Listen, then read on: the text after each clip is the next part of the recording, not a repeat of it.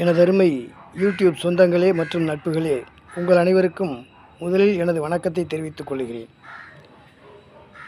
இன்றைய நாளுக்கான திருக்குறள் என்னவென்றால், வருமுன்னர் காவாதான் வாழ்க்கை எரிமுன்னர் வைத்தூறு போலக்கெடும் என்பதுதான் இன்றைய நாளுக்கான திருக்குறள்.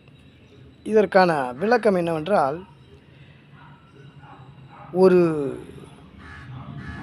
செயலை கெட்டத்தனமாக செய்து அதனால் வரக்கூடிய ஒரு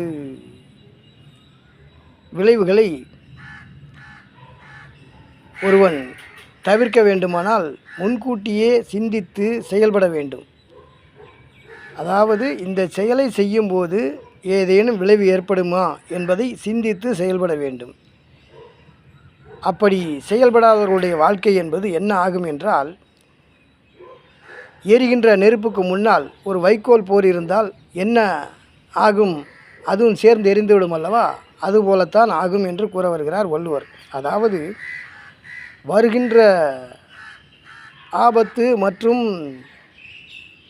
ஒரு தவறான நடவடிக்கைகளை முன்கூட்டியே கணித்து நாம் தவிர்த்து கொள்ள வேண்டும். அப்படி தவிர்க்க முடியவில்லை என்றால், இந்த வைக்கோல் போருக்கு முன்னாலே ஒரு தீயை வைத்தால் அது என்ன ஆகும்? அந்த வைக்கோல் போல் முழுதுமாக எரிந்துவிடும். அதுபோலத்தான் நம் வாழ்க்கையும் அழிந்துவிடும் என்று கூற வருகிறார் வள்ளுவர்.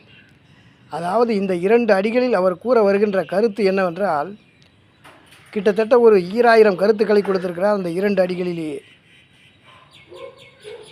அதாவது அந்த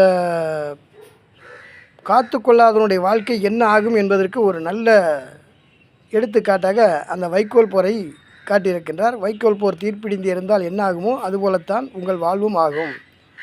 எனவே சிந்தித்து செயல்பட்டு வருவதற்கு முன்னாடியே காத்துக்கொள்ளுங்கள் என்று கூற வருகிறார் வள்ளுவர். இதுதான் அவர் நமக்கு இதன் மூலம் கூற வருகின்ற கருத்து. எனவே அதனை ஆராய்ந்து அனைவரும் அப்படி செய்வதை தவிர்க்குமாறு கேட்டுக்கொள்கிறேன். நன்றி, வணக்கம்.